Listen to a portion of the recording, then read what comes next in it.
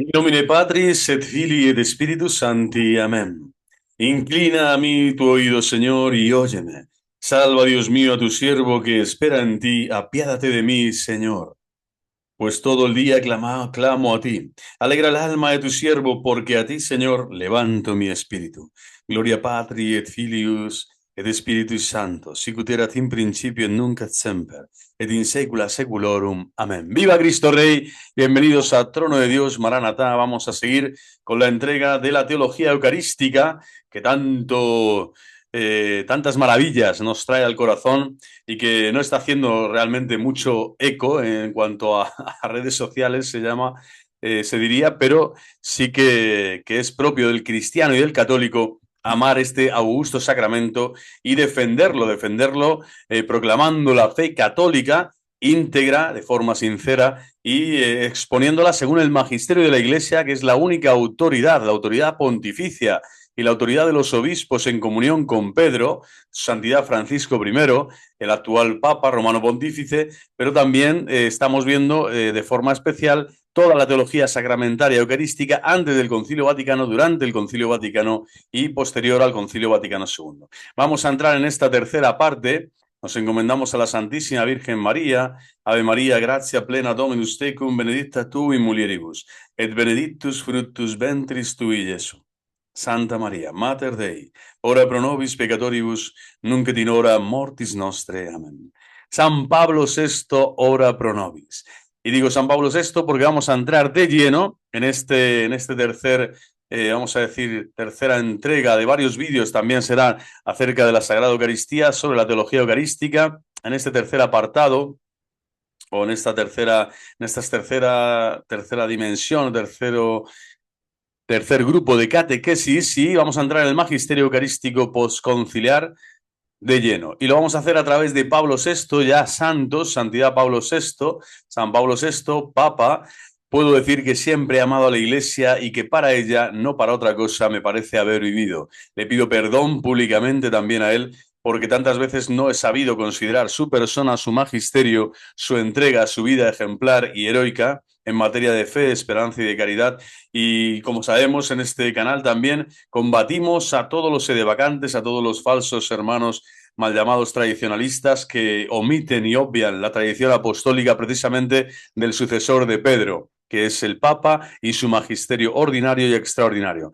Bueno, pues Pablo VI nos va a acompañar en esta encíclica Mysterium Fidei. Esta es la que vamos a tratar hoy con profundidad, siempre pasando por los puntos más notorios que hay que realzar de forma más especial para entender la teología sacramental de la Sagrada Eucaristía. Encíclica Mysterium Fidei. Vamos a por ello. Dada la orientación del concilio es del año 65, ¿vale? Está a 3 meses antes de que acabe el concilio. Bueno, pues el Papa va a regalar a toda la Iglesia, a regalarle esta doctrina segura y firme que viene del corazón mismo de Cristo. Cuando el Papa enseña es Cristo, quien enseña es Cristo, quien enseña a su Iglesia, quien la gobierna y quien la da esa confianza, esa confirmación en la fe verdadera. Dada la orientación pastoral del concilio, el Papa quiso sacar de los documentos conciliares aquellos aspectos que requerían una intervención más firme. Vamos a por ello, vamos a ver.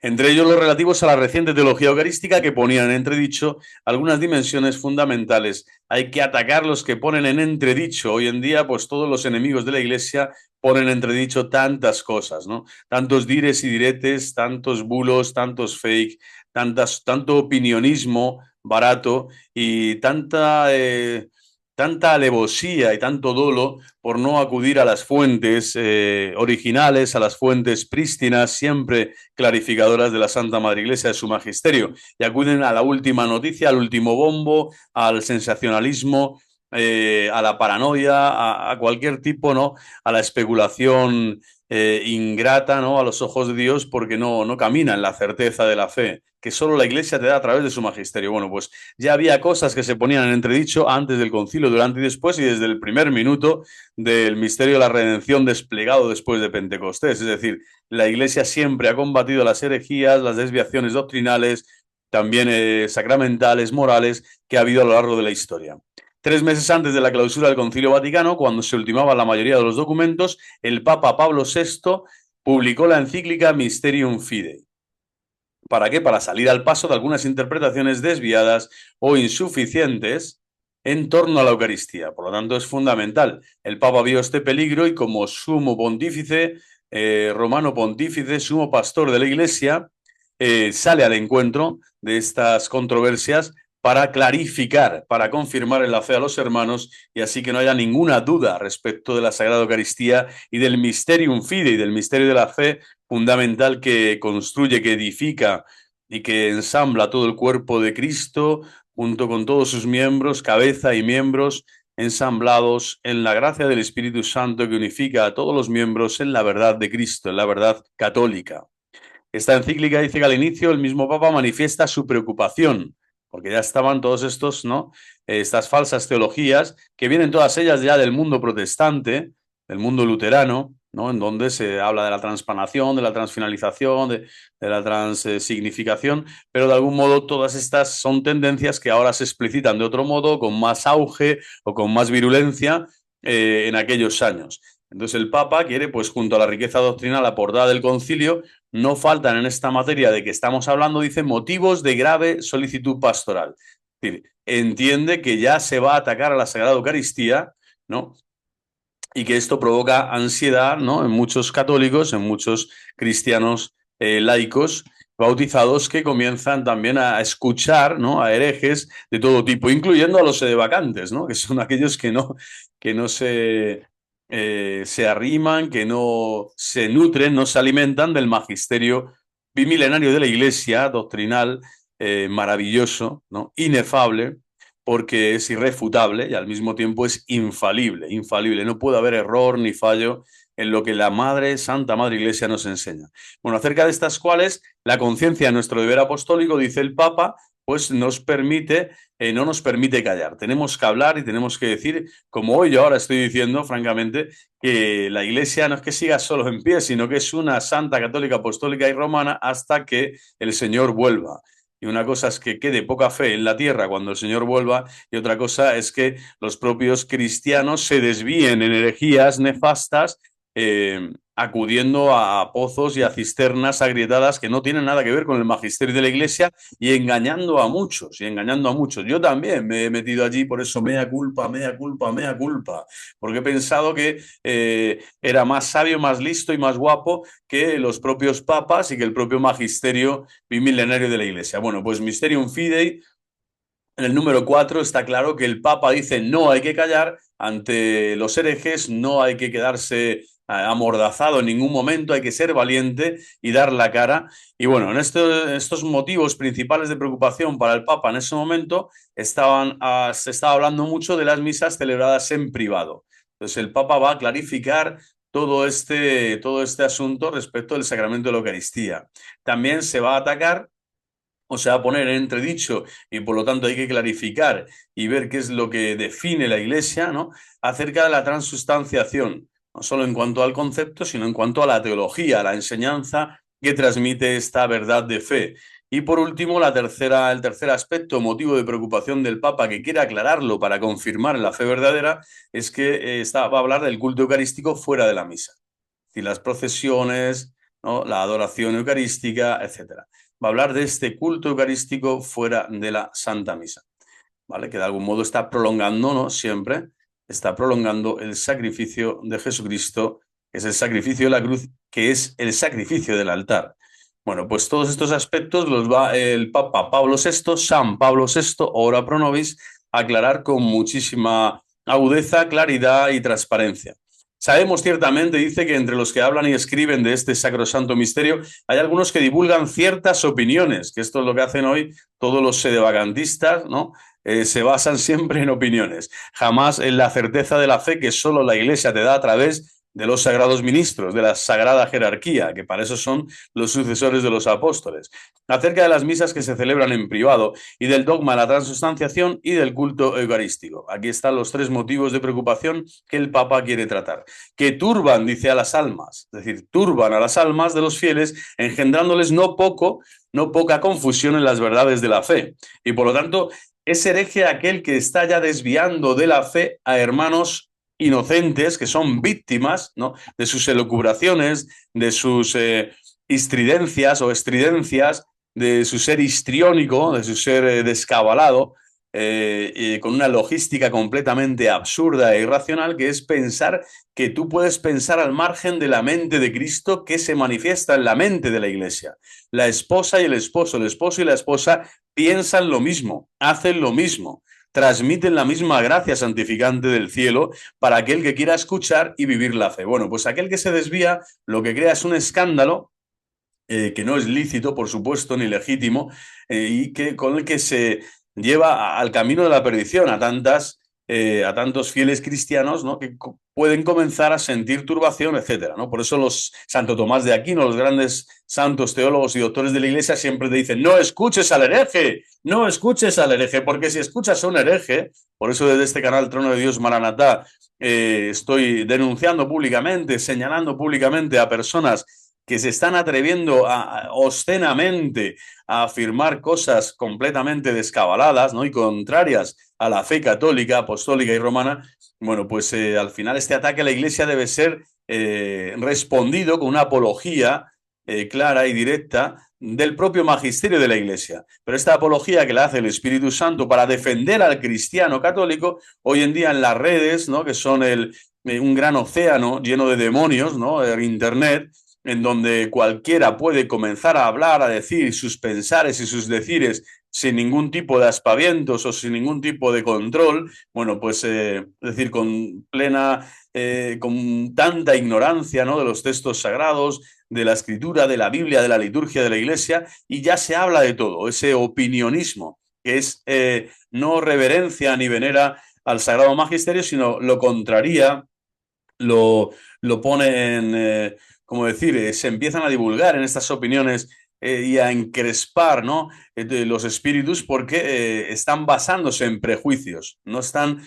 fundamentando su pensamiento en el pensamiento de la Iglesia y con esa obediencia de vida a Cristo, que es la obediencia de la fe. Bueno, pues el Papa nos está diciendo que no hay que echar en el olvido la doctrina definida por la Iglesia y hay que interpretarla. Esto es fundamental, porque si no eres protestante o eres sectario o estás amorfo en algún sentido, ¿no?, y deformado en tu manera de pensar. El genuino sentido de las palabras y la reconocida fuerza de los conceptos no queden enervados. Es decir, que esta gente no escandalice, no adultere, no manipule los conceptos con que la Iglesia ha enseñado siempre. La misma doctrina, las mismas verdades de la fe, es decir, el depósito de la fe lo custodia y lo transmite la jerarquía válida, la jerarquía válida que ha sido aprobada y confirmada por el Espíritu Santo, recibiendo la gracia sacramental para custodiar y transmitir en fidelidad al magisterio de Cristo. Y esto es un don, exousia, dicen en griego, que es un poder, el poder divino, el poder de las llaves de Pedro, el poder de unificar a todos los pueblos y naciones que vengan a la verdad de Jesucristo con un mismo pensar, un mismo sentir y un mismo obrar. Es una gracia bautismal que está engendrada en el cuerpo de Cristo, pero ensamblada, unida siempre a Cristo cabeza, es decir, a su jerarquía apostólica, en comunión con Pedro. Porque Pedro es el que confiesa la fe primero y es el que es confirmado por Cristo para que esa custodia y esa transmisión de la fe sea verdadera. Por lo tanto, la interpretación y la definición de la fe, la custodia y la salvaguarda de todo el corpus Christi, de todo el depositum fidei, el depósito de la fe, corresponde a la sagrada jerarquía apostólica y en especial a Pedro. Aquí es el Papa el que habla, es el Papa el que enseña. Es el Papa y por lo tanto el cristiano tiene que reverenciar y obedecer con espíritu de fe, fe divina y católica, lo que el Papa está enseñando, que no es más que la doctrina misma de Cristo. Y lo que Cristo ha revelado en la Sagrada Escritura, la tradición apostólica, ¿no?, en esa entrega, en esa traditio. Traditio significa entrega. Cristo ha entregado a sus apóstoles el sentido originario y el sentido pleno y el sentido contundente, transparente y claro de todas las verdades de la fe.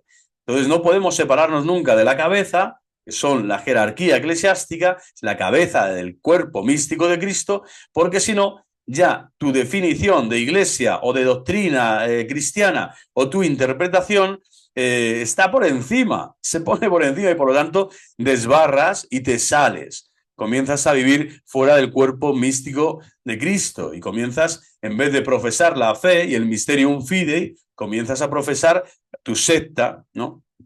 Tu galicanismo, tu montanismo, cada uno con las herejías variopintas que pueda haber, ¿no? Y en cuanto a la Eucaristía, pues son graves todas las que Pablo VI va a ir viendo, ¿no? ¿Y para qué? Para poner freno a todas estas opiniones que se difundían por Europa en aquel momento de la historia de la Iglesia.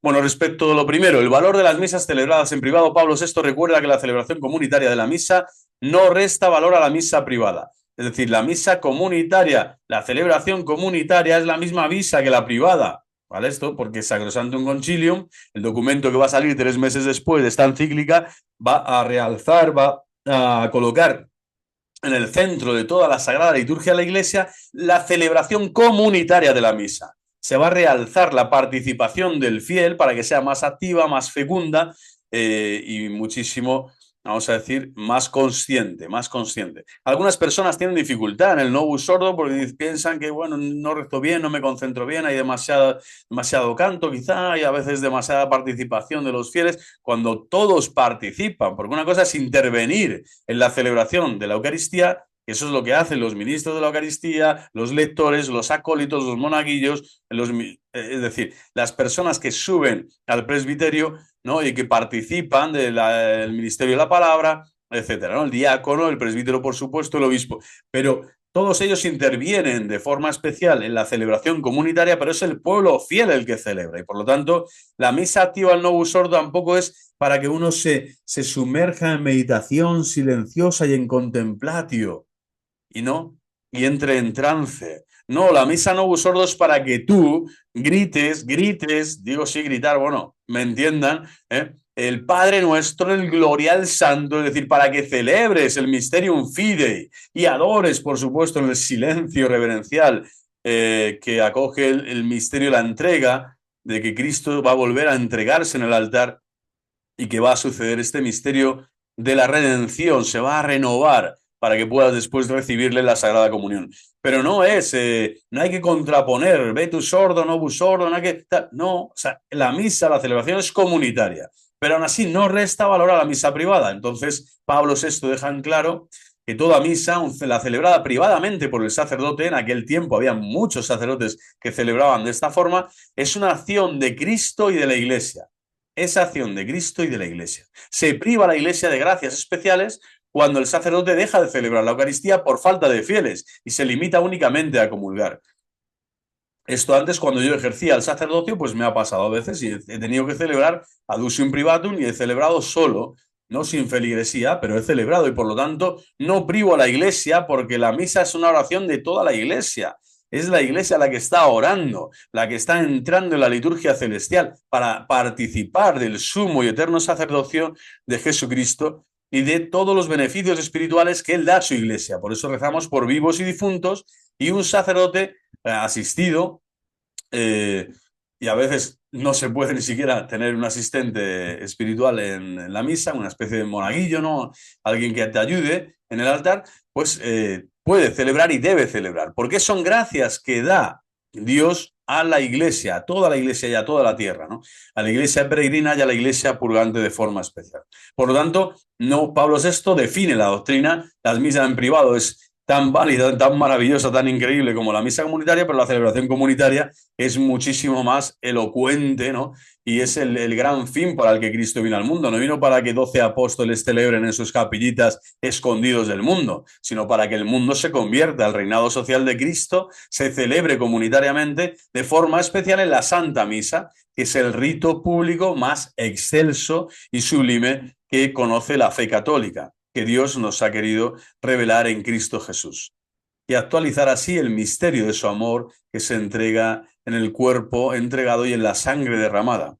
Bueno, porque toda misa, dice Pablo VI, aunque sea celebrada privadamente por un sacerdote, insiste en esta idea, no es acción privada, sino acción de Cristo y de la Iglesia, la cual en el sacrificio que ofrece aprende a ofrecerse a sí misma como sacrificio universal y aplica a la salvación del mundo entero la única e infinita virtud redentora, la única e infinita virtud redentora. Este es el poder de Cristo y el poder de la Santa Misa, del sacrificio de la cruz. Este poder es divino y la Iglesia lo recibe, es depositaria de estos tesoros divinos, ¿no?, que estaban escondidos y han sido revelados. Este misterio escondido en los siglos y ahora revelado es Cristo Jesús, que se hace gracia de santificación y de redención en el sacrificio de la cruz, que se renueva en cada misa, en cada misa. De donde se sigue, por lo tanto, que si bien a la celebración de la misa conviene en gran manera por su misma naturaleza que un gran número de fieles tome parte activa en ella, no hay que desaprobar, dice, sino antes bien aprobar la misa celebrada privadamente. Es decir, en el caso de que no haya fieles y que estés en un país de misión, no hace falta, mucha gente dice, estamos en las catacumbas, tal. No, mira, tranquilo, la Iglesia ha vivido durante muchos siglos con misioneros en partes donde ha tenido que celebrar la misa, ¿no? O en monasterios donde los padres, los sacerdotes han celebrado la misa de forma privada y no ha pasado nada, y no es el fin del mundo, y no es la hecatombe mundial. Entonces, la participación o no del feligrés, de la feligresía, en la celebración eucarística, jamás omite la grandeza del sacrificio, ni la virtud y la potencia de intercesión, de alabanza, de acción de gracias que tiene la Sagrada Eucaristía. Según las prescripciones, por supuesto, y tradiciones de la Iglesia, por un sacerdote con solo el ministro que le ayuda y le responde. Y a veces solo, el sacerdote ni siquiera con un ministro que le ayude. Porque de esta misa, dice, se deriva de nuevo la gran abundancia de gracias especiales para provecho ya del mismo sacerdote, ya del pueblo fiel y de toda la Iglesia. Es decir, esta es la gracia santificante que la Madre Iglesia reversa, como se dice, extiende por el mundo entero cada vez que un sacerdote comienza el sagrado rito de la Eucaristía, del santo sacrificio de nuestro Señor, besando el altar y, por supuesto, celebrando según las prescripciones y tradiciones de la Iglesia, es decir, según el ritual aprobado por la Iglesia, confirmado por un romano pontífice, como es el Novus Ordo. Novus Ordo dice, no tiene raíces apostólicas, no, las tiene todas, porque aglutina, recibe todo de la tradición, y no hay nada que se confeccione allí que no sea de la tradición. Ni las oraciones colectas, ni el leccionario, ni ninguna oración, ni los prefacios, no, todas las oraciones de comunión, todo está vinculado a la tradición. ¿Por qué? Porque es la tradición de la Iglesia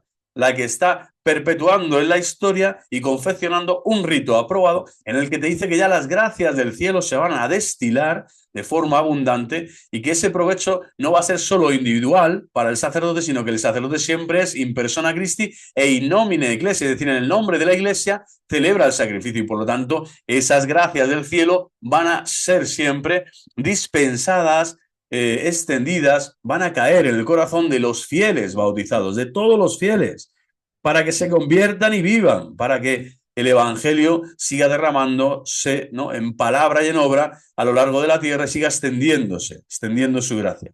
Y el de toda la Iglesia. Y ahí entra también la Iglesia purgante, aquellos que esperan siempre el sufragio de la Santa Misa para recibir gracias especiales por la intercesión de Santa María Virgen, de los santos, de los ángeles, que se unen en este misterio de la comunión de los santos a la celebración en cada misa y en cada altar de la tierra donde un sacerdote celebra el misterio de la fe. Bueno, pues qué maravilla, ¿no? Esto Mysterium Fidei número 15 para aprenderse de memoria, ¿no? Todo el pueblo recibe todas estas gracias y toda la Iglesia, ¿no? Este es el provecho que Dios da cuando estamos asistiendo, participando, celebrando el misterio de la fe.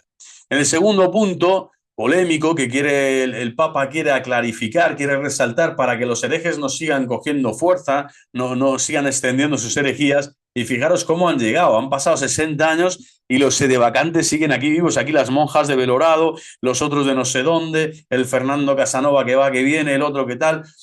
Yo mismo he caído saliéndome de la católica y de la gracia sacramental para caer en mis barrabasadas, en mis locuras, y ahora por fin encuentro la claridad de nuevo de la sagrada doctrina de Cristo, que es católica y es verdadera y es única y es auténtica, siempre en comunión con Pedro, siempre con Pedro y bajo su callado, bajo su guía. Pablo VI recuerda los principios que ya había anunciado Pío XII, Humani Generis. Por lo tanto, Pablo VI y Pío XII son amigos en el cielo, que esto les dolerá a muchos sedevacantes son los más amigos, vamos, amiguísimos, ¿eh? Dice, no, ya le estaba haciendo la cobertura, dice Moore y el otro, el de más allá, estaba ahí como haciendo un poco de socavando por detrás. Mira, son todo habladurías, opinionismo, propaganda satánica, propaganda del diablo, que lo que pretende es corromper, desunir, desvincular, ¿no? La tierra sagrada que hay que pisar siempre descalzo, que es el magisterio de la Santa Iglesia y especialmente el magisterio de los papas. Y ves que está vinculado, está unido por un principio divino. Es una acción divina, es una potencia divina la que está detrás de todo el aspecto de la koinonía en griego, de la comunión eclesial. Detrás de ello no estamos tú y yo, no, está Dios. Dios mismo es el que engendra la comunión. Y el Espíritu Santo es el que une el vínculo de unidad. El vínculo de unidad entre este magisterio desde San Pedro hasta el Papa actual, su santidad Francisco I. Bueno, pues Pío XII, Pablo VI, nos hablan de la norma de hablar de la Iglesia debe ser religiosamente observada. Religiosamente observada.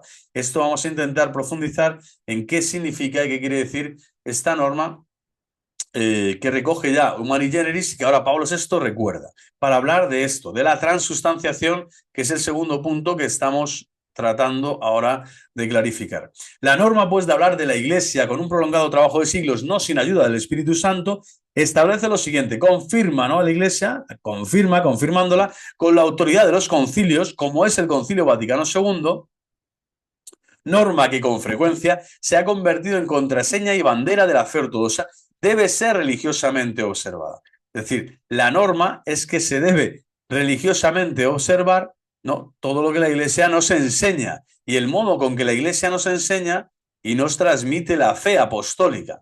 Y el modo y la manera en el tiempo presente, en el aquí y ahora de la Iglesia, importantísimo para un sedevacante, para un hereje, para un cismático, para un sectario. El aquí y ahora de la Iglesia no existe. La vida presente del cuerpo místico de Cristo se agotó o se esfumó, se eclipsó, dicen algunos, ¿no? Y otros herejes hablan de sede velada, ¿no? O sede impedida, cuando lo que tienen impedidas son sus neuronas para recapacitar y oxigenarse en la sana doctrina. Pedirle esta ayuda a la Santísima Reina Celestial, Reina de los Apóstoles, Reina de los Mártires, Reina de los Papas, que nos enseña la verdad de Cristo y nos dice esto, que debe ser religiosamente observada. Y que nadie, absolutamente nadie, ya lo dice San Pedro en su carta apostólica, que nadie por su propio arbitrio o so pretexto de nueva ciencia presuma cambiarla, presuma cambiar aquello que la Iglesia enseña. Esta es la norma. Pero ojo, te está diciendo, mira, esas fórmulas usadas por la Iglesia para proponer los dogmas de la fe expresan conceptos que no están ligados, esto es lo fundamental, no están ligados a una determinada forma de cultura, ni a una fase del progreso científico de conocimiento, ni a una otra escuela teológica. Es decir, no están ligadas las fórmulas de la fe con las que el Papa custodia y transmite el depósito de la fe. Estas fórmulas no están ligadas al paso del tiempo. Y esto no es caer en historicismo ni en que las hermenéuticas del pasado ya no sirven o que tal. Es todo lo contrario. Es decir, aunque cambien los conceptos o los modos o maneras de decir, la verdad dicha es la misma. Y la Iglesia supera con creces el progreso científico de los hombres y lo que vayan descubriendo a lo largo del tiempo y de la historia para transmitir la misma verdad de fe que se transmitía en el siglo I acerca de la Eucaristía, es la que ahora en el siglo XXI estamos recibiendo. Y no depende de escuelas teológicas, ni del teólogo de turno, ni del cientificismo de turno, ¿no?, que existe también hoy en muchos ámbitos de eclesiales, ¿no? Intentan meter ahí la cabeza para decir, no, esta es la verdad, ahora deberíamos decirla así o asao, ¿no? No, sino que manifiestan lo que la mente humana percibe de la realidad en universal y necesaria experiencia y lo que expresa con adecuadas y determinadas palabras tomadas del lenguaje popular o del lenguaje culto. Es decir, la Iglesia te está diciendo que esa verdad de fe expresada en lenguaje popular o en lenguaje culto viene de la experiencia misma, es decir, la traditio. La tradición, la sagrada tradición de la Iglesia es la experiencia de Cristo, la experiencia sacramental de Cristo. Y te está diciendo que esa expresión, en este caso se está poniendo, se había puesto en entredicho el término, concepto transustanciación, el cambio de sustancia, te está diciendo que jamás quedará anticuado, jamás se puede marginar, no se puede vilipendiar, mucho menos, o decir no, no es adecuado. No, te está diciendo que son adecuadas expresiones Y que esas palabras, tanto más allá del lenguaje popular o de un lenguaje culto, son las que la Iglesia quiere y necesita para enseñarte la verdad. Para enseñarte la verdad. Y que esto se prolonga en el tiempo y en el espacio más allá, ¿no?, del tiempo histórico. Es decir, viene del mismo Cristo. La Iglesia está enseñando algo que vale para todas las generaciones de los hombres. Para que nazcan donde nazcan y vivan donde vivan, entiendan el mysterium fidei de la misma manera y del mismo modo. Por eso resultan acomodadas, dice, a todos los hombres de todo tiempo y lugar. Mysterium Fidei número 10. No es maravillosa, ¿no?, la doctrina de los papas, con qué claridad está hablando aquí Pablo VI, al que consideran muchos, lo han considerado anticristo, incluido yo, en el sentido de no, ha venido a modificar, a cambiar, tal. Si es todo lo contrario, te está prolongando el magisterio de Pío XII y de todos los anteriores. Te está diciendo que la Iglesia es la que tiene esa norma, esa potestad para dar y observar religiosamente al fiel todos los dogmas de la fe. Y solo ella puede expresarlos, puede interpretarlos, puede darlos al mundo, ¿no? Sin estar ligados, es decir, sometidos, sin estar sometidos, ligados es lo que quiere decir aquí. No se puede someter la Iglesia a dictámenes de este mundo, a culturas, al progreso científico, a escuelas teológicas de turno que quieran innovar cosas aquí o allá, sino que la verdad de fundamental y esencial siempre va a ser la misma, y solo la Iglesia, con sus autoridades legítimas, puede custodiar y transmitir con fe íntegra y piedad sincera las verdades de fe que Cristo le ha enseñado, le ha transmitido, la traditio, le ha entregado el Señor. El lenguaje de dogmas, por lo tanto, no está sujeto a escuelas determinadas, ni es resultado de un momento histórico, esto sería historicismo, sino que se acomoda a todos los hombres de todo tiempo y lugar. Aquí sí entraría el ayornamiento de Roncalli, futuro Juan 23, San Juan 23, ora pro nobis, y por todos los que escuchen estos vídeos. Ora pro nobis, Santo Padre, porque aquí entra el ayornamiento, es decir, actualizarse no es que se actualice, sino se acomoda para que el hombre de este tiempo y de este lugar entienda las mismas verdades de siempre con su cerebelo actual, en su momento histórico actual, ¿no? Sin caer en deformaciones o en interrupciones de, ¿cómo decir?, en reduccionismos, en reducir la belleza íntegra, ¿no?, y plena del magisterio, de la enseñanza cristiana. Las fórmulas dogmáticas son expresión de comunión en la verdad revelada y por tanto no están sujetas a modas históricas. Es clarísimo el Papa Pablo VI. Alterar este lenguaje es quebrar la comunión. Es decir, en ningún momento el novus sordo altera el lenguaje de la fe, jamás, como para que venga ahora Lefebvre a explicarle al Papa y al mundo entero lo que el Papa tiene que hacer o cómo lo tiene que hacer.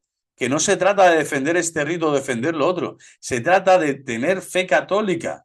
Y la fe católica se explaya en la Santa Madre Iglesia a través, además, de un concilio ecuménico, es decir, lo máximo, el máximo grado de autoridad, guiado, presidido y firmado por un romano pontífice. Por lo tanto, no tienes que venir a quebrar la comunión en ningún sentido y de ninguna manera, ni doctrinal, ni de todo lo que se está dando en ese momento, ¿no? Y el lenguaje aquí, pues venía a esto, ¿no? Decía, no, se modifica tal cosa, todo, entonces tal. Entonces te pones en contra del Papa, te pones en contra de la Iglesia, que es la que quiere acomodar, y es la Iglesia la que tiene esa potestad. Esa Dios se la ha dado. Así como Cristo acomodó la palabra del Antiguo Testamento en su persona, viviéndola, que era la palabra viva, claro, pero acomodó al lenguaje en parábolas, al lenguaje sencillo que todo el mundo pudiera entender, los malos muy malos confundirse y los buenos muy buenos santificarse, porque el Señor es sabiduría pura y absoluta. Y qué maravilla, y al Señor nadie le va a decir, oye, estás hablando de otro modo, no, al contrario, dicen, qué autoridad, nadie nos había hablado así, con tanta claridad, con tanta fuerza, ¿no? ¿Por qué? Porque el Señor te unía al Padre, era uno con el Padre, yo y el Padre somos uno. Toda la didaje, toda la enseñanza que el Señor está dando a sus apóstoles, a sus discípulos, la Iglesia a lo largo del tiempo la perpetúa de formas diversas, expresándola de formas distintas para que llegue al hombre actual, al hombre contemporáneo, en este caso, posmoderno, al hombre actual, que es un hombre en su mayoría se ha olvidado de Dios, que ha apostatado de la fe, ¿no? Lo que hablamos tantas veces, ¿no? El bautizado pagano. Pero no puedes quebrar la comunión. Lo que no se puede es quebrar la comunión porque tú piensas que algo se ha cambiado y que tú lo podrías haber hecho mejor, mejor que la Santa Madre Iglesia, con toda su experiencia, con todo, recabando todos los datos, toda la información, toda la formación, toda esa renovación, como decía, bíblica, litúrgica, ecuménica, que ya venía desde décadas anteriores, ¿no? Para llegar a este momento en donde no cae en la trampa de una moda histórica. Al contrario, te está diciendo que se va a acomodar siguiendo las fórmulas dogmáticas de siempre. Y el Novus Ordo nace aquí. No es una nueva liturgia, no es una nueva liturgia, es un Novus Ordo, es decir, es un rito nuevo que la Iglesia engendra y da a luz. Y tienes que considerarlo como algo nuevo para ti, para el hombre de este momento, para entablar ese diálogo con Cristo, crecer en santidad y glorificar a Dios con tus días, con los días que te ha tocado, en la generación que te ha tocado vivir. Pero no tienes que tener esos recelos, esas paranoias, ese ir contra, ese ser aversivo ante todo lo que el Papa y la Iglesia aprueban. Eso lo que hace es quebrar la comunión. Y tú te conviertes en Satanás, porque lo que haces es dividir y además piensas que tienes más luz y más sabiduría que los maestros, que los sabios, es decir, que los jerarcas, que los doctores de la Iglesia, que para eso están, para eso han sido elegidos por Cristo, para que ellos sí que puedan expresar las verdades de la fe de siempre de forma novedosa, pero sin caer en innovaciones heréticas. Eso jamás.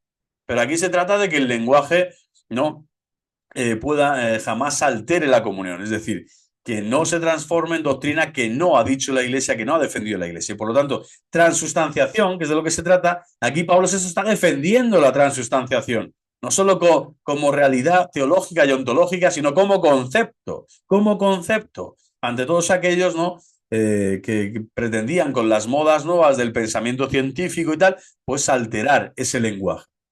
En el caso de la Eucaristía, las nuevas fórmulas, transignificación y transfinalización, no son meros intentos de acomodación lingüística. Dice, aquí no están acomodando los herejes. Aquí los herejes no quieren, al decir transignificación, al decir transfinalización, hay muchos teólogos en aquella época, falsos teólogos ya, muchos provenientes del mundo luterano, querían cambiar el concepto de transustanciación. Y entonces con estos nuevos conceptos, te dice Pablo VI y la Iglesia, y Pío XII lo advierte ya también, no se está enseñando según quiere la Iglesia enseñar, sino que encierran errores doctrinales graves. Graves. Esto que se llama es la definición de herejía, es un error doctrinal grave. Bueno, pues la presencia eucarística de Cristo es real.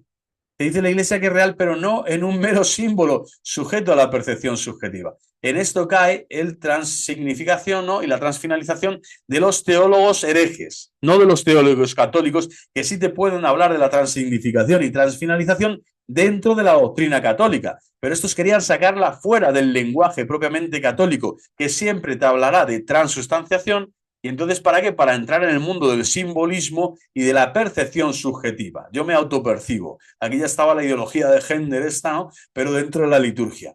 No, no es una percepción subjetiva. Cristo es real. Su presencia eucarística es real. Y la clarificación al respecto lleva al Papa a situar la singular presencia eucarística de Cristo en relación a otras presencias. Simplemente te va a decir, oye, esta presencia de Cristo también está en su palabra, está en los hermanos, está en los pobres, está en todas las obras de la misericordia corporales y espirituales que un cristiano católico de bien despliega a lo largo de su vida, pero de forma increíble, no por exclusión, esta presencia es real en la Sagrada Eucaristía por antonomasia, dice Pablo VI. Pablo VI es canonizado, vamos, solo por la defensa acérrima y contundente que realiza de la Sagrada Eucaristía.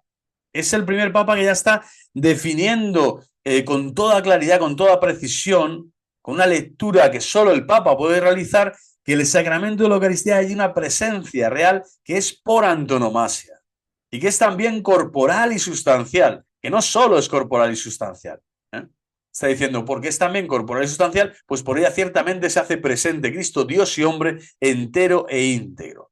Es decir, esta es la Sagrada Eucaristía y hay que defenderla hasta el final de tus días. ¿Qué es eso de que no hay sacramentos, de que no hay Eucaristía, de que no hay sacerdocio, de que estas barbaridades, ¿no? Propio de los sedevacantes que están en la locura diabólica de pensar que son más sabios, ¿no? Que la propia Madre Iglesia. Bueno, es corporal y es sustancial la presencia real de Cristo. Solo Él, en el sacramento de la Eucaristía, de forma corporal y sustancial, viene a los hombres, viene al altar y después viene a ti, a tu corazón, que lo recibe, a tu boca. Lo recibes corporalmente y sustancialmente al mismo Cristo, en cuerpo, sangre, alma y divinidad. Esto no sucede en los otros sacramentos. Se recibe la unción, se recibe el toque de Cristo, se recibe la señal de la cruz, se recibe la gracia santificante de ese sacramento, en la confirmación, confirmar en la fe, en el bautismo, incorporarte a la iglesia. Es decir, cada uno tiene su gracia sacramental, en la unción de enfermos, fortalecer tus miembros, tu persona en esa enfermedad y sanar, si es la voluntad de Dios. Cada uno tiene su gracia sacramental, pero de forma corporal y sustancial solo viene el Señor en la Sagrada Eucaristía. Por lo tanto, es un sacramento por antonomasia. Falsamente explicaría esta manera de presencia quien se imaginara una naturaleza, como dicen, neumática. No es neumática, es decir, espiritual, es el término espiritual, neuma, ¿no? En griego, y omnipresente, o la redujera a los límites del simbolismo, que es lo que hacen los herejes, como si este augustísimo sacramento no consistiera sino tan solo en un signo eficaz de la presencia espiritual de Cristo y de su íntima unión con los fieles del cuerpo místico. Es decir, es un signo eficaz de la presencia espiritual de Cristo, pero corporal, siempre corporal y sustancial, ¿vale? No consistiera sino tan solo en un signo eficaz de la presencia espiritual. No puede ser solo espiritual, porque Cristo ha venido a la tierra, es decir, Dios se ha encarnado, se ha hecho hombre. El verbo humanado, el verbo de Dios, la segunda persona de la Santísima Trinidad, ha tomado carne, ha tomado cuerpo. Salus carnis, ¿no? La carne nos da salud, la salud del alma.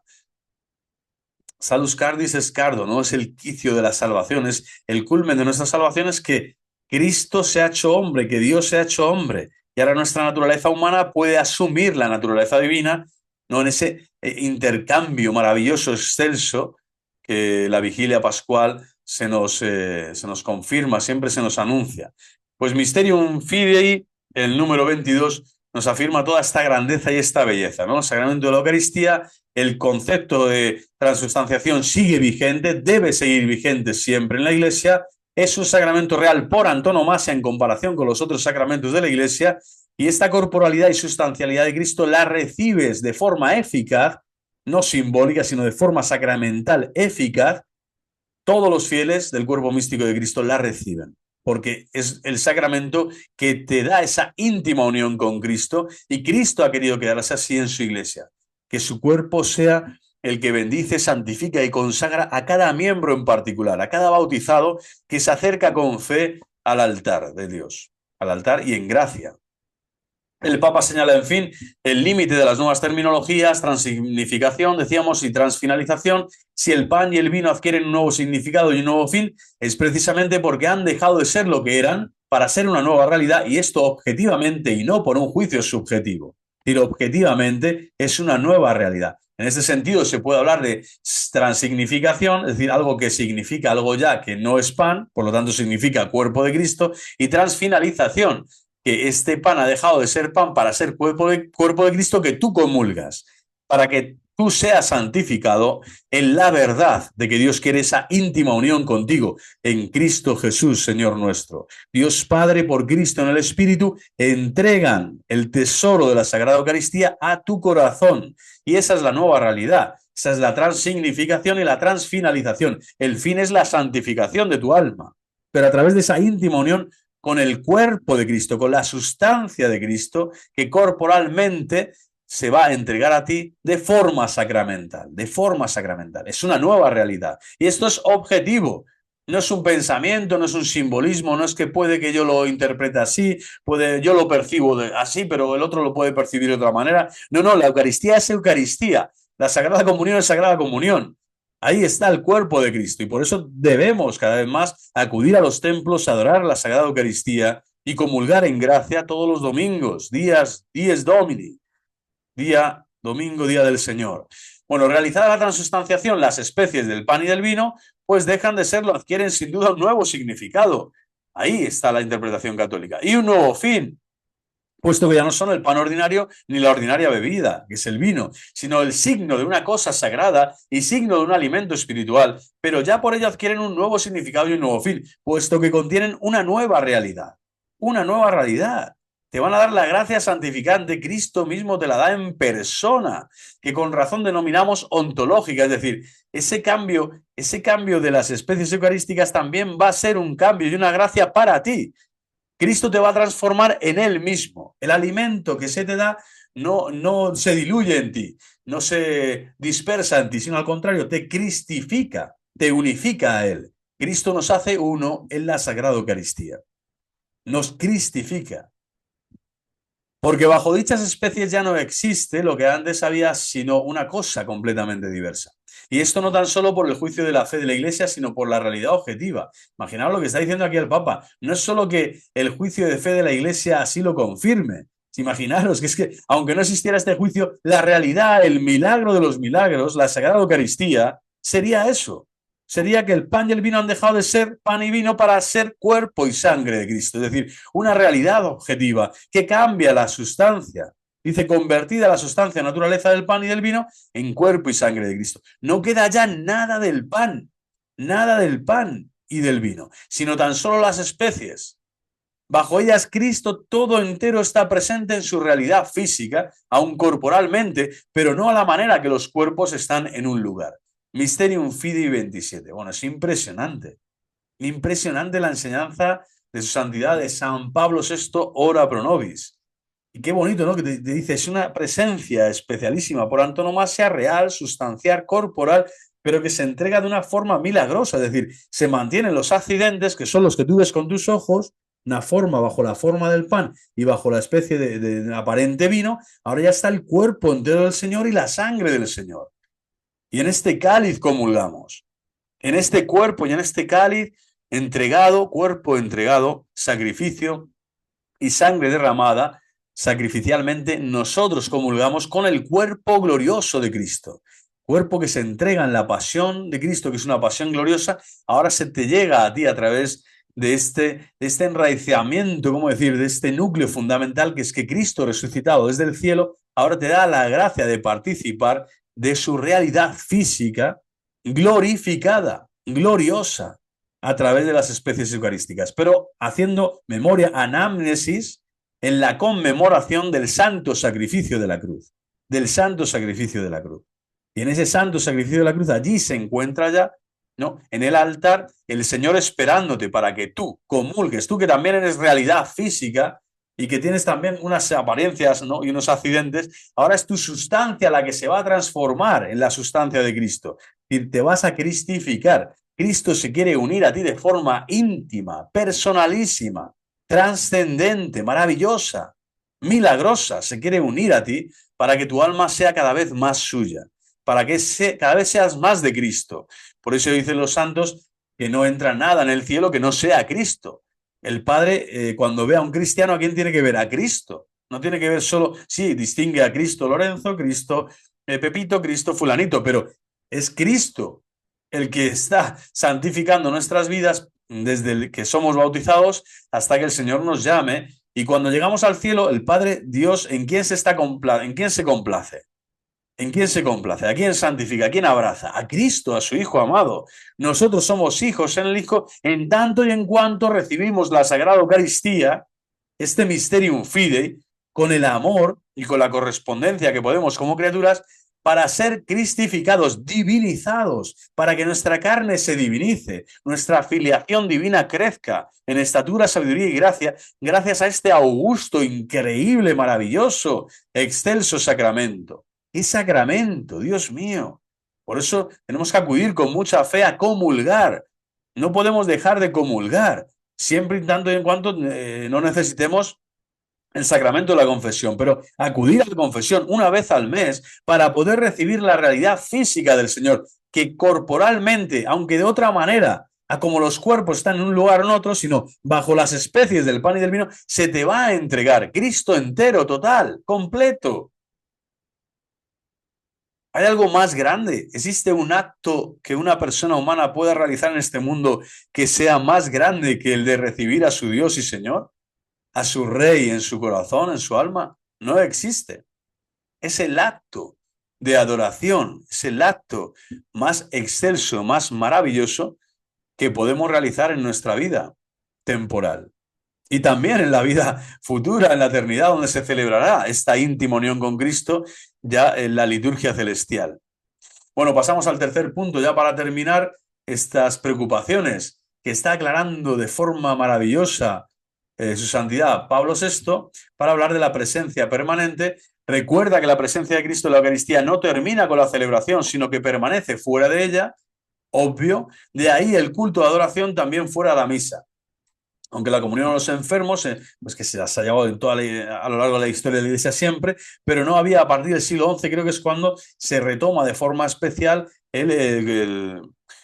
conservar las especies eucarísticas para también dar la comunión a aquellas personas que lo necesiten o para el propio culto eucarístico en los templos, en los santuarios, en los monasterios y de forma, vamos a decir, se está desplegando cada vez más ese culto eucarístico fuera de la Santa Misa.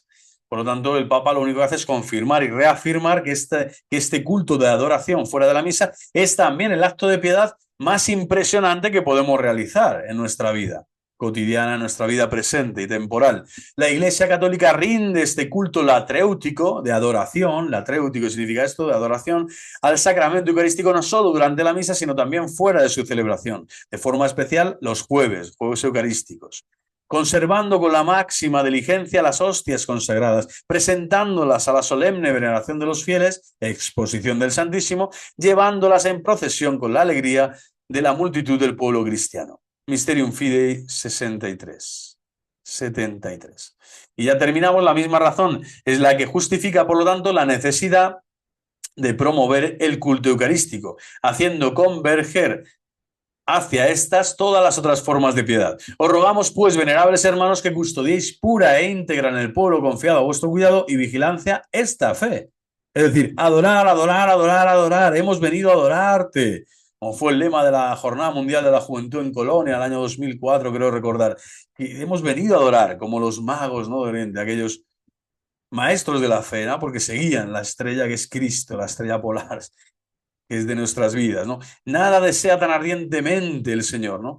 Como guardar una perfecta fidelidad a la palabra de Cristo y de los apóstoles, rechazando en absoluto todas las opiniones falsas y perniciosas. Esto es lo que deseamos nosotros como cristianos, en comunión con el Papa y los obispos, rechazar todas las opiniones falsas y perniciosas de todos estos youtubers y de todas estas decadentes opiniones en las que están cayendo hoy tantos hermanos enajenados que han caído en el absurdo, en la ridiculez, en lo irracional, por mucho que quieran justificar sus posiciones completamente heréticas y cismáticas, están en el espíritu de la rebeldía, y todas estas opiniones falsas y perniciosas deben ser completamente aniquiladas por el Espíritu Santo de Dios.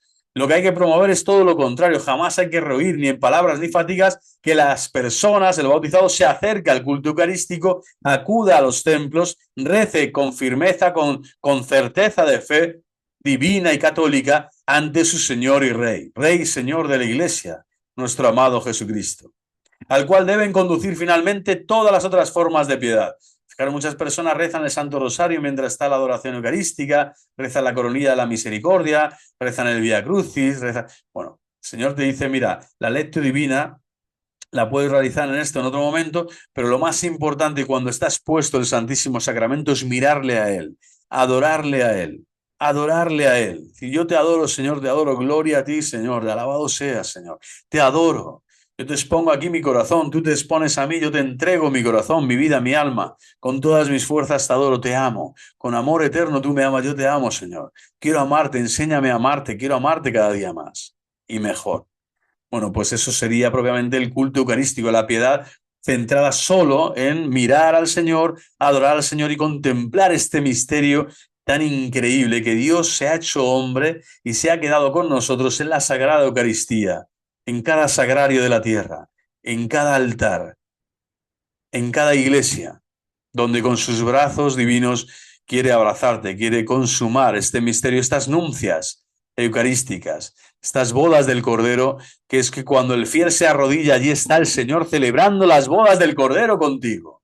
Cordero que se ha inmolado es ahora celebrado, es ahora expuesto ante la gloria de los ángeles y de los santos, ante ti, que eres un siervo infiel, un siervo inútil, ¿no?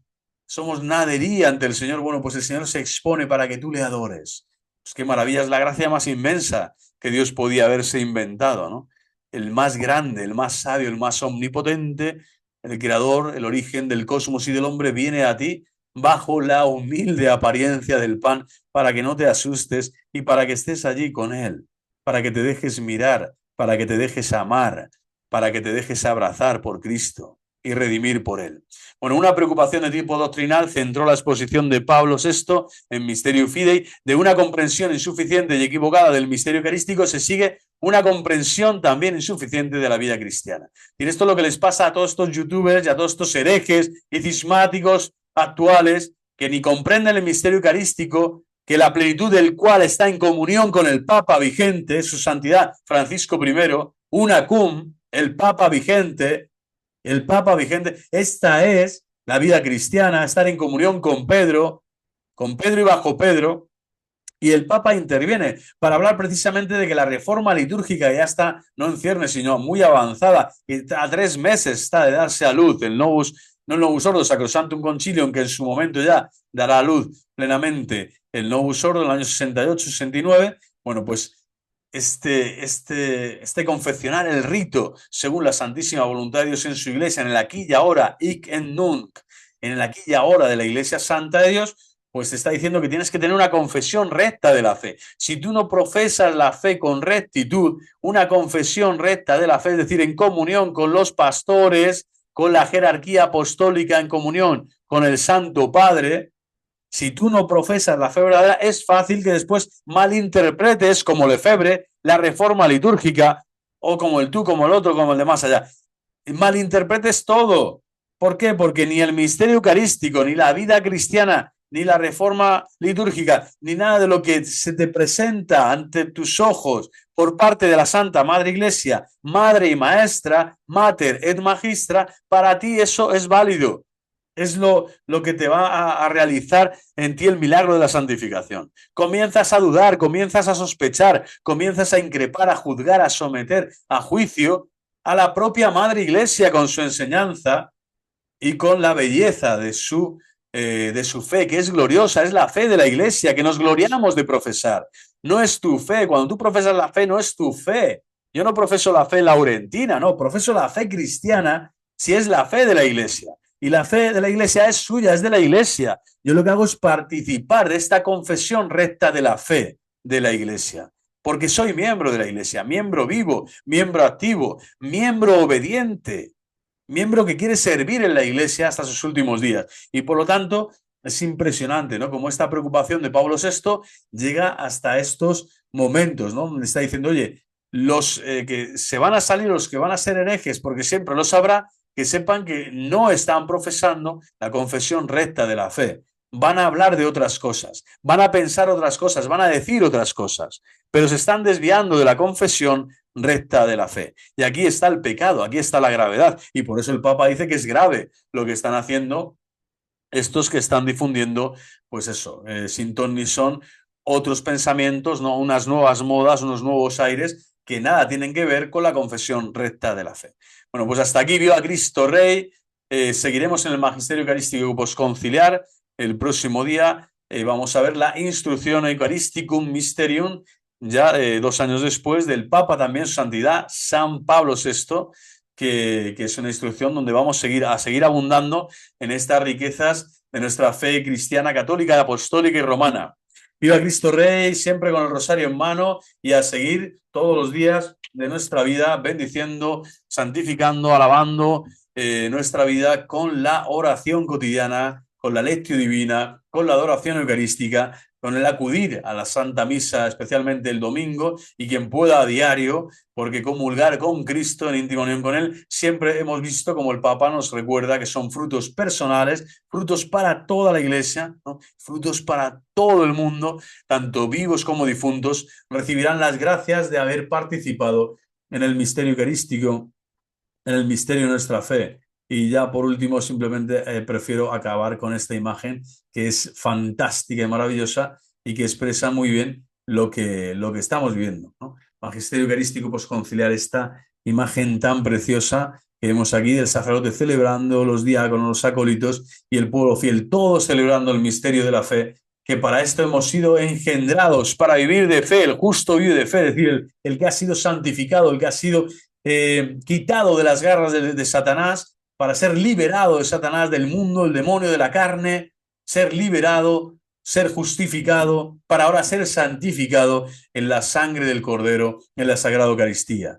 Para ser libres nos libertó Cristo y Cristo nos libera de forma especial en la Sagrada Comunión, en la íntima unión con Él, en la Sagrada Eucaristía. ¡Viva Cristo Rey! ¡Viva el corazón inmaculado de María! Y hasta la próxima. Dios Todopoderoso, Padre, Hijo y Espíritu Santo, nos bendigan y nos sigan concediendo la gracia de defender los tesoros de nuestra fe cristiana.